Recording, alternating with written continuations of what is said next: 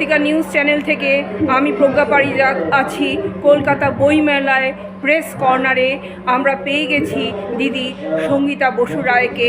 উনি একাধারে সঙ্গীত শিল্পী, বাহ্যিক শিল্পী, গল্প লেখিকা এবং আরও অনেক গুণ উনি আছেন। মানুষকে উনি বেঁধে বেঁধে রাখতে পারেন, এই গুণটা প্রজ্ঞা পারিজাত খুব ভালো বুঝতে পারেন সঙ্গীতা দিদি সম্পর্কে। তো দিদি একটু কিছু, আপনার তো দুটো বই প্রকাশ পেয়েছে, একটা কবিতার বই আর একটা হচ্ছে গল্পের বই। হ্যাঁ, প্রথমেই আমি জিজ্ঞেস করে নেব, আপনার এই যে পাতাল ফুঁড়ে হাসি এই কবিতার বই, এইটা আপনি কি ধরনের কবিতা রেখেছেন? আমরা যদিও জানি আপনি ব্রততী পরম্পরা, কি ধরনের কবিতা রেখেছেন এটার মধ্যে, এইটা যদি একটু আমাদের দর্শকদেরকে একটু যদি বলেন। মূলত পাতাল ফুঁড়ে হাসি এই কাব্যগ্রন্থটি আমার নবম সন্তান, আমার কলমে। আর অনুভূতির কথা যদি বলি, এর ভেতরে অনুভূতি বলতে বর্তমান প্রেক্ষাপট, আমরা দাঁড়িয়ে আছি যে প্রেক্ষাপটে, সমাজটা কিন্তু খুব খারাপ একটা পৃথিবীতে আমরা দাঁড়িয়ে আছি এখন। হ্যাঁ, এই সময়তে দাঁড়িয়ে আমাদের যে যন্ত্রণা, আমাদের ভালোবাসাগুলো কীভাবে মলিন হয়ে যাচ্ছে, সেটা নিয়ে বিশেষ করে ব্যর্থতা, প্রেমের ব্যর্থতা। প্রেম তো শুধু একটা ছেলে মেয়ের মধ্যে হয় এটা নয়, ভাই বোন, শ্বশুর শাশুড়ি, সমস্ত সম্পর্ক সব নিয়ে কিন্তু প্রেম। খালি ওই একজন আরেকজনকে ভালোবাসাতে এক রকমের হয় না। তা এই ভালোবাসাগুলো তুমি ভাই বোন বলো, সন্তান বলো, বাবা মা বলো, শ্বশুর শাশুড়ি বলো, দেওর ননদ বলো, সব এই ভালোবাসাগুলো কেমন যেন মলিন হয়ে যাচ্ছে, আর ভালোবাসাগুলো কালিমা লিপ্ত হয়ে যাচ্ছে। এই সমস্ত রকমের সম্পর্ককে ঘিরে আমার অনুভূতি আমি এখানে প্রকাশ করেছি। আর বর্তমান প্রেক্ষাপটে আমাদের যে সমাজ ব্যবস্থা, সেখানে দাঁড়িয়েও আমি কিছু প্রতিবাদী কবিতা এখানে লেখা আছে। একটা কথা উল্লেখ করি, এখানে কোনো ছড়া নেই, আমি ছড়া লিখতে জানি না প্রথমত। আর বাচ্চাদের কোনো কবিতা নেই। এখানে যে কবিতা আছে, 80টা কবিতা আছে, প্রত্যেকটা কবিতাই আমি বলবো আবৃত্তির উপযোগী কবিতা। এটা কেন করেছি?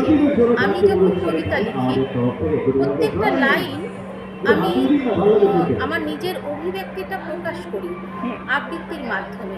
কারণ আবৃত্তিকে ভালোবেসে আমার দিদিভাইয়ের হাত ধরা, দিদিভাইয়ের কাছে আসা, আর আমি এটা আমার কি বলবো, আমি পুজো করি আবৃত্তিকে, প্রতিদিন পুজো করি। আমার মন্দির, এবং এই মন্দিরে অস্বীকার করতে বাধ্য হচ্ছি, এই মন্দিরের দেবী হচ্ছেন ব্রততী বন্দ্যোপাধ্যায়। তা ওনার কাছ থেকেই আমার গড়ে ওঠা, আমাকে গড়েছেন উনি। আর কবিতা আমি ওইভাবেই লিখি যাতে প্রত্যেকে এই বইটা, যখন এই বইটা কিনবে কেউ, ইতিমধ্যে বইটা প্রকাশ পেয়েছে গত 3 দিন হলো, ইতিমধ্যে বইটা 17টা বই বিক্রি হয়েছে।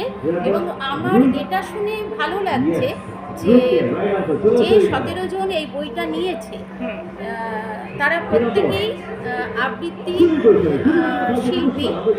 তারা বইটা উল্টে পাল্টে পাতা দেখে 2 জন আমাকে দেখতে চেয়েছে এবং আমার আশীর্বাদ চেয়েছে। এটা হয়তো আমার পরম সৌভাগ্য যে মুর্শিদাবাদ থেকে তুমি সেদিন উপস্থিত ছিলে, আলোবর্তিকা নিউজ চ্যানেল সাক্ষী ছিল। হ্যাঁ, যে একজন সে বইটা কিনে সে দেখতে চেয়েছে, লেখিকাকে দেখবে, তাকে প্রণাম করবে। এটা হয়তো আমার বাবা মা, আমার স্বামী, আমার শ্বশুর শাশুড়ির অনেক আশীর্বাদ। আমি আপ্লুত, অভিভূত। আর এই বইটা আমি সবাইকে বলবো যে প্রত্যেকটা কবিতাই আবৃত্তি করা যায়। আর আমি নিজে থেকে খুব আপ্লুত যে এই আলোকবর্তিকা, এই বোন, সে আমাকে বারবার বলেছে আজকে ওর জন্য আমি বইটা নিয়ে এসেছি। ও বাচিক শিল্পী, ও আমার কবিতাগুলো পড়বে। বারবার বলেছে, দিদি তোমার বইটা কিন্তু আমি নেব এবং আমি কবিতা পড়ব। দিদি, আজকে আবারও আরেকটা কবিতা এই বই থেকে আমরা আপনার মুখে শুনবো। আজকে প্রেস কর্নারে আছি, আমরা আরেকটা কবিতা শুনবো, অন্য একটা কবিতা। হ্যাঁ হ্যাঁ, সেদিন যেটা শুনিয়েছে ওটা নয়, অন্য একটা। হ্যাঁ, আমি এখন যে কবিতাটা পড়বো সেটার প্রেক্ষাপটটা একটু বলে নিই। হ্যাঁ।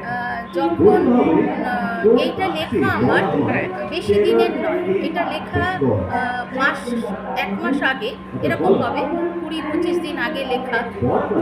এত যে খবরে যে সমস্ত মানে কালিমালিপ্ত এবং কলঙ্কিত হচ্ছে সমাজ, সেটাকে নিয়ে আমার যে অভিব্যক্তি সেটাই আমি প্রকাশ করেছি। সেখান থেকে এই কবিতা লেখা, কালিমালিপ্ত ইতিহাস। সুসভ্য পৃথিবী সভ্যতার উচ্চ শিখরে দাঁড়িয়ে আমি নিত্য নতুন সৃষ্টির উল্লাসে উদ্ভাসিত অতি ক্ষুদ্র থেকে বৃহত্তর জীবনযাপন। তবুও এমন সভ্য জগতে থেকে প্রতি মুহূর্তে মনে হয় প্রকৃত সভ্যতা থেকে ক্রমান্বয়ে পিছিয়ে পড়ছি আমি। সত্যের খুব কাছে যেতেই খোলস ত্যাগ করে হিংস্র দাঁত হাসতে থাকে মিথ্যার পাহাড়ে। কাকে জানাবো নালিশ? শরীরে কোষের মধ্যের প্রাণ আত্মপ্রকাশে দৃশ্যমান হয়। অজস্র বিন্দু বিন্দু মশি ধরা আঁকিবুকি কাটে হৃদয় খরিত রক্ত পলাশের চিত্রকলা। জীবনের প্রতি এখন চাহিদা পূরণের আনন্দ বয়ে আনতে ব্যর্থ। পাশে শুয়ে থাকা ঘুমন্ত মানুষটিও হয়ে উঠেছে হীন গ্রহের বাসিন্দা। এখন শুধু ভয়, এই বুঝি নিথর হয়ে গেল সূর্যের উদয় অস্ত। দেখতে পাই সাদা ধান পড়া এক পৃথিবী, যে পৃথিবীর দেওদের মাথা উলম্ব খাঁ খাঁ করছে শিথিল। প্রতি মুহূর্তে এদের প্রতিটি গৃহকোণে উঠছে কান্নার ফসল। শুকনো মালার মতো ঝুলে থাকা রমণী খুলে আজ কে ফোটাবে ভোর? আর কত শোকের মসি ধরা কাগজে লিখতে হবে এ পৃথিবীর কালিমালিপ্ত ইতিহাস। আমি আরেকটা প্রশ্ন আপনাকে করব, কবিতা দিয়ে কতজন মানুষকে আপনি ভালো রাখতে সাহায্য করছেন? কারণ কবিতা জীবন হতে পারে, আমি নিজে জানি কবিতা মানুষের প্রাণ বাঁচায়। আমরা ভাবি শুধু লেখার মধ্যে এটা আছে, কিন্তু না, এটার মধ্যে প্রাণ আছে। এটা যারা আমরা কবিতা নিয়ে চর্চা করি তারা আমরা বুঝতে পারি যে এটা মানুষের জীবন বাঁচাতে পারে, মানুষকে সুস্থ রাখতে পারে, অসুস্থ অবস্থা থেকে সুস্থ অবস্থায় নিয়ে আসতে পারে। একদম ঠিক কথা। আমার কাছে এমন একটা জ্বলন্ত উদাহরণ আছে, 6 মাস সম্ভবত হয়নি, আমরা একই দিদিভাইয়ের ছাত্রী, তার নাম সমাপ্তি বসু, থাকে বারাসাতে। এই লিঙ্কটা ওকে পাঠাবো, এটা উল্লেখ করলাম।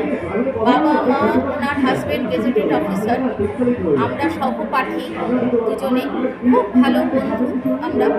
এবং ভদ্রমহিলা সমাপ্তি খুব ভালো একটা মা। এটা আমাদের সাথে যে দীর্ঘদিন আমরা একসাথে চলি, সেখান থেকে আমরা ওকে যতটা চিনি, ও খুব ফ্রেন্ডলি একটা মানুষ। তাদের একটা মাত্র সন্তান, সেটা ইঞ্জিনিয়ারিং পাশ করে, ওর মেয়ে ইঞ্জিনিয়ারিং পাশ করে 8 মাস সম্ভবত হায়দ্রাবাদে চাকরি পেল।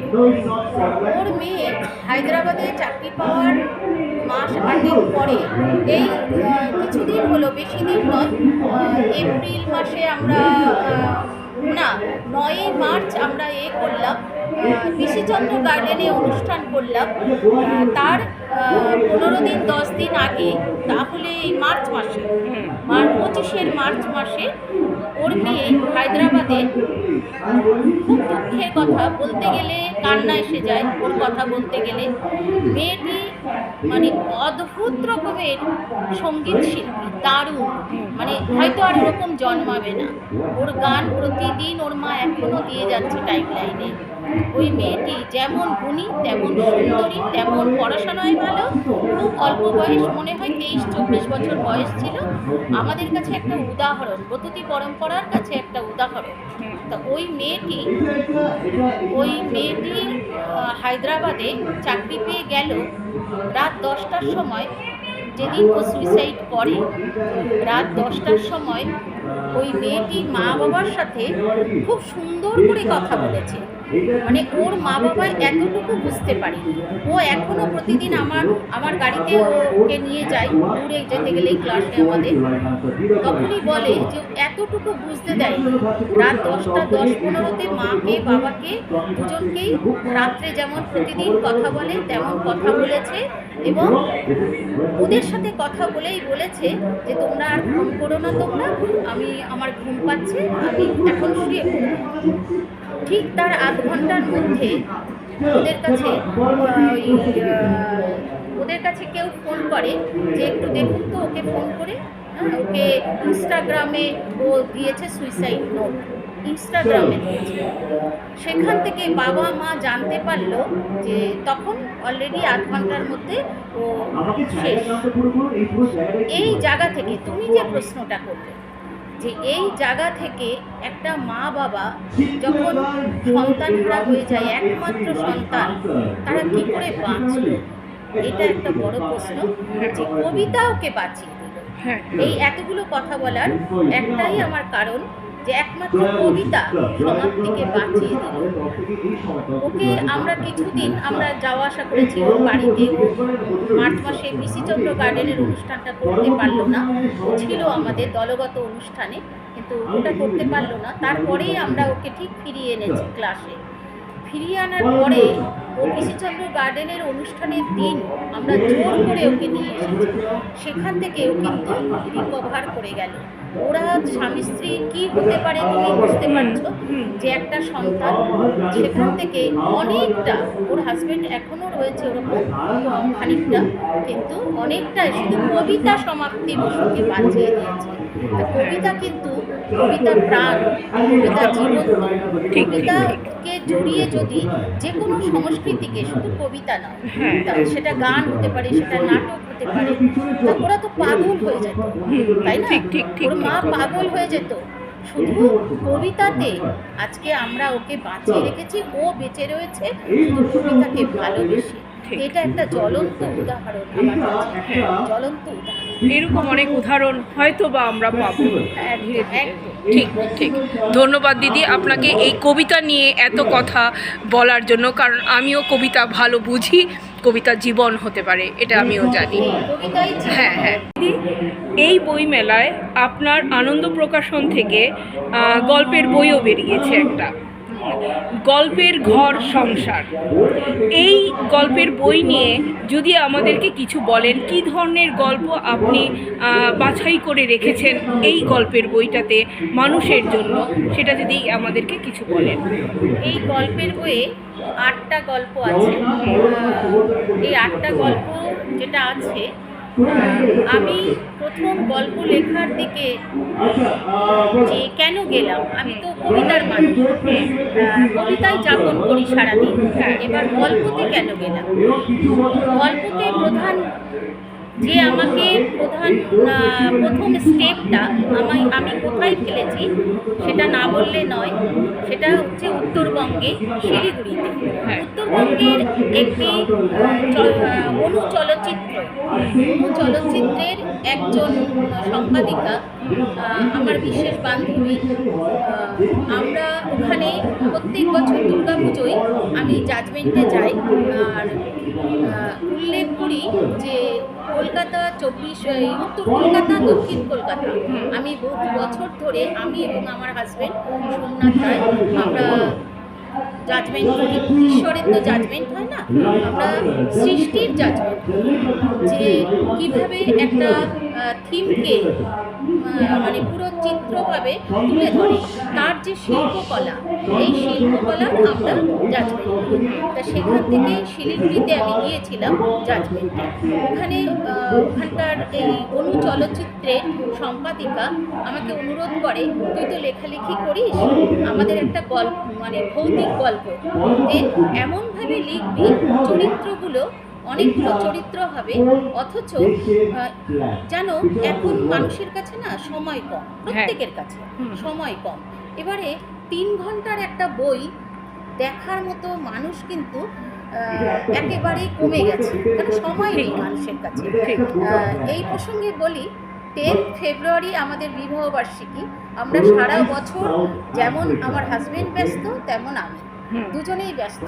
আমরা একটাও মানে ফিল্ম দেখি না সারা বছরে, কিন্তু এই 10 ফেব্রুয়ারি আমরা প্রত্যেক বছর অর্ধেক ফিল্ম দেখি, পুরোটা নয়, সময় নেই, পুরোটা দেখার সময় নেই। তা এই সম্পাদিকা যখন আমাকে বললেন যে তোর বইটা হবে, যদি এটা লড়াই হয়েছে খুব, লেখালেখির জগতেও তো লড়াই, আমরা 24 ঘন্টা লড়ছি সমানে। তা বললো যে 5079টা লেখা জমা পড়েছে, তুই হচ্ছিস 5080, তোকে লিখতেই হবে। তো এমন একটা আবদার করলো, ভাবলাম পারবো, একটু চেষ্টা করি। আমি কখনোই কল্পনা করিনি যে এটা স্থান পাবে এবং এটা চলচ্চিত্রায়িত হবে, এটা ভাবিনি, এটা ভেবে লিখিও নি এবং আশাও করি। কিন্তু ওই লেখাটা এখানে আছে এই বইয়ে, জীবনের পূর্ণতা। আমি তখন ভাবলাম যে ঠিক আছে, একটু চেষ্টা করে দেখি। খুব তাড়াতাড়ি আমাকে সময় দিল 3 দিন। 3 দিনের মধ্যে আমাকে লেখাটা নামাতে হবে এবং ওটা যদি চলচ্চিত্রায়িত হয়, ওটার সময় হচ্ছে 1 ঘন্টা। ওই লেখাটা, জীবনের পূর্ণতা লেখাটা আমি জমা দিলাম অনলাইন, জমা দিলাম। আমাকে ওরা প্রায় 6 মাস পরে, আমি তো 6 মাস কেন, আমি 6 দিনে ভুলে গেছি, সেই জীবনের পূর্ণতা ভুলে গেছি। 6 মাস পরে আমাকে ফোন করা হয় ওখান থেকে যে দিদিভাই, আপনার জীবনের পূর্ণতা, আপনার এটা চলচ্চিত্রায়িত হবে এবং আমাদের ছেলেমেয়েরা যারা করেছে আমাকে ডাকা হলো। আমি এই মুহূর্তে ভুলে গেছি জায়গাটা, যেখানে চলচ্চিত্রায়িত হয়েছে, আমাকে ইনভাইট করা হয়েছে। সুন্দর করে গুছিয়ে আমাকে সম্বর্ধনা দেওয়া হয়েছে এবং এই চলচ্চিত্র যে হয়েছে এটা আমাকে খানিকটা দেখানো হয়েছে, ডিসপ্লে করে দেখানো হয়েছে। তাতে যে ডিরেকশন দিয়েছে তার প্রতি আমি সত্যি কৃতজ্ঞ। আমার লেখাটাকে জীবন্ত করে তুলেছে। আমি নিজে দেখে ভাবছি এটা আমি লিখেছি, এত সুন্দর লিখেছি। এবং ওখানে চরিত্র ছিল 19টা চরিত্র ছিল। 1 ঘন্টার মধ্যে ওরা নামিয়েছে এবং এটা ওরা চলচ্চিত্রায়িত করেছে। আমি এর জন্য সত্যি ওই চলচ্চিত্র যে কোনো চলচ্চিত্র ছবির কাছে আমি কৃতজ্ঞ। আমার কাছে রয়েছে সেই সম্বর্ধনাগুলো, আর ওখান থেকেই আমার গল্পের জন্ম হয়েছে, ওটা থেকে। আর সেখান থেকে আমি না ছোটবেলায় খুব ভৌতিক গল্প পড়তাম, রহস্য গল্প, ডিটেকটিভ গল্প, ফেলুদা সবচেয়ে আমার প্রিয়, ফেলুদা। তা এইগুলো আমি খুব পড়েছি আর আমার খুব ভালো লাগতো। আমার না সংসারের মধ্যেও একটা মনে হয় যেখানে একটু রহস্য আছে, ওটা উদ্ঘাটন, কেন, কি বৃত্তান্ত, এটা নিয়ে সব জানা, এটার একটা কৌতূহল আছে। আর এইটাই পেয়েছে আমার ছোট মেয়ে, আমার কৌতূহল আছে। আমি কৌতূহলটা এমন করি না, তুমি কি খেয়েছো, তুমি ঘুমিয়েছো, তোমার শাশুড়ি কি করেছে, এটা আমার কৌতূহল। ওখান থেকে আমি 2টো ভৌতিক গল্প আমার প্রতিযোগিতায় গেছে, সেটাও এর মধ্যে বন্দি আছে। 2টো ভৌতিক গল্প আমার কম্পিটিশানে আমি সেকেন্ড হয়েছি। আর আমাকে ভীষণ খুব সুন্দর সম্বর্ধনা দিয়েছে। আমি খুব আপ্লুত এবং মানে কি বলবো, আমি উজ্জীবিত হয়েছি ওখান থেকে। ভৌতিক গল্প তোমাকেও আমি একটা বই দেবো, তুমি ওই ভৌতিক গল্পটা পড়বে। আমার মেয়ে, এমন কোনো লেখক নেই, আমার বড় মেয়ে গেজেটেড এগ অফিসার, তোমার সাথে আলাপ হয়েছে মনে হয়, বড় মেয়ের সাথে কালকে আলাপ হয়েছে। ও মানে এক পাতা গল্পের বই না পড়ে কোনোদিন ঘুমায় না। তা ও আমার এই ভৌতিক গল্পটার নাম হচ্ছে হ্যাঁ উপকারী ভূত। সত্যি ভূতটা কিন্তু উপকারী। হ্যাঁ, তুমি এই উপকারী ভূতটা পড়ার জন্য আমি সমস্ত পাঠক পাঠিকাকে অনুরোধ করব আমার এই গল্পের বইটা নিয়ে একবার পড়তে। এর ভেতরে যে ভৌতিক গল্প, বিশেষ করে উপকারী ভূত, এই বইটি এবং নয়ন বলে একটি গল্প আছে, খুব দুষ্টু মিষ্টি একটা প্রেমের গল্প। প্রেমের ব্যর্থতা থাকলেও ব্যর্থতার মধ্যেও কিন্তু প্রেম থাকে। সব প্রেম যে জীবন হবে সেটা হয় না। তা ব্যর্থতার মধ্যেও কিন্তু একটা ভালো লাগা থাকে, ভালোবাসা থাকে। হয়তো তাকে পেলাম না, কিন্তু সে যে মানে দীর্ঘ 40 বছর পরে 50 বছর পরে সেই মানুষটাকে যখন আমরা দেখি, তখন তার মধ্যে ওই পুরনো ভালোবাসাটা কিন্তু নতুন করে জন্ম নেয়। এটাই হচ্ছে আমার নয়ন বলে একটি গল্প আছে। সেই নয়ন গল্পটা কিন্তু ওরকমই একটা গল্প। আমি সবাইকে অনুরোধ করব আমার গল্পের বই, এর ভেতরে 8টা গল্প আছে। এই গল্পের বইটা একটু পড়তে আশা করি ভালো লাগবে, ভীষণ ভালো লাগবে। ধন্যবাদ দিদি, আপনাকে অসংখ্য ধন্যবাদ। দিদির দুটো বই আমার কাছে আছে। একটা হচ্ছে সঙ্গীতা বসু রায়ের হিন্দেশি নামে লিখে পাতাল করে হাসছি। এইটাতে কবিতার বই আছে। উনি একটা কথা বলেছেন যে কবিতা হতে পারে জীবন, এটার জ্বলন্ত উদাহরণ আমি নিজেও। হ্যাঁ, উনি একটা জীবন, ওনার নিজের বান্ধবী সমাপ্তিকার জীবন উনি বাঁচিয়েছেন। ঠিক তেমনি আমিও কবিতার হাত ধরে বেঁচে উঠেছি। 3-4 বছর ধরে আমি শুধু কবিতাকে ভালোবেসে বেঁচে আছি। এই জন্য আমার দিদির সঙ্গে আমি সহমত পোষণ করি। তারপরে এই যে উনি ট্রান্সফার হলেন, এই গল্পের ট্রান্সফারের আরেকটা কারণ আমার যেটা মনে হয়, মানুষ কবিতার থেকেও বোধহয় ছোট ছোট গল্প বুঝতে পারে, সহজ সরল ভাষায় গল্পটা বুঝতে পারে। তা উনি ভাবছেন মানুষের কাছে যদি পৌঁছতে পারি আমি গল্প নিয়ে। এই যে উপকারী ভূত উনি বলেছেন, হ্যাঁ, আমরা সবসময় ভাবি ভূত প্রেত উপকারী হয় না, ওরা মানুষের ক্ষতি করে না। অনেক সময় হয় ভালোবাসা, আত্মার সঙ্গে আত্মার মিলন হয়, সেই আত্মার মিলনের জন্য উপকারী থেকে যায়। হ্যাঁ, সে কখনো খারাপ হতে পারে না।